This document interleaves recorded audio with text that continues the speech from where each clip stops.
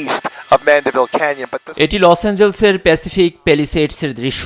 বাতাসের গতি আর আগুনের তীব্রতা এতটাই যে সরে যেতে বাধ্য হচ্ছে খোদ দমকল কর্মীদেরই। ফলে নিচে থাকা দমকল কর্মীদের হেলিকপ্টারে করে নিরাপদ স্থানে নেওয়া হয়।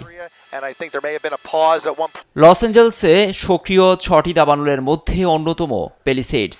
সেখানকার সরকারের সবশেষ তথ্যে জানা গেছে 21,000 অধিক হেক্টর এলাকা নিয়ে সক্রিয় এই সর্বগ্রাসী দাবানল।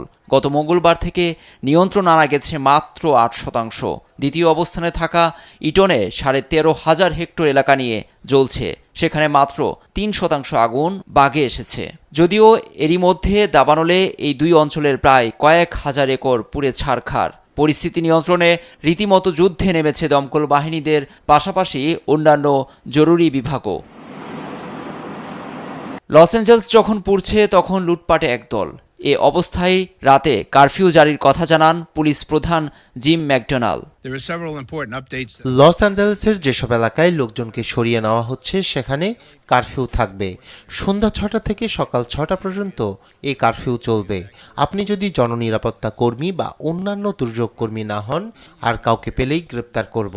কারফিউর মাধ্যমে লুটপাট ও ক্ষতিগ্রস্ত এলাকা সুরক্ষিত থাকবে। সবার আগে জননিরাপত্তা। লস অ্যাঞ্জেলসে দাবানল মোকাবিলায় পানির ব্যবস্থা নিয়ে উঠেছে প্রশ্ন। ইউনিভার্সিটি অফ ক্যালিফোর্নিয়ার এই বিশেষজ্ঞের মতে এসব সঠিকভাবে গড়ে তোলা হলে এমন বিপর্যয় কিছুটা হলেও এড়ানো যেত। আমাদের নগরের পানির ব্যবস্থাপনা ঢেলে সাজানো হয়নি। এই বিশাল দাবানলের বিরুদ্ধে লড়াইয়ের জন্য আমাদের পূর্ব প্রস্তুতি প্রয়োজন ছিল, হয়তো এত প্রাণহানি ঘটতো না।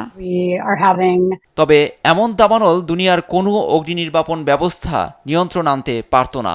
এ ধরনের জন্য আগাম ব্যবস্থা খুব একটা কাজে দেবে বলে মনে করেন না লস অ্যাঞ্জেলসের পানি বিশেষজ্ঞ গ্রেথ পিয়ার্স। লুৎফর কবির, নিউজ ডেস্ক, দেশ টিভি।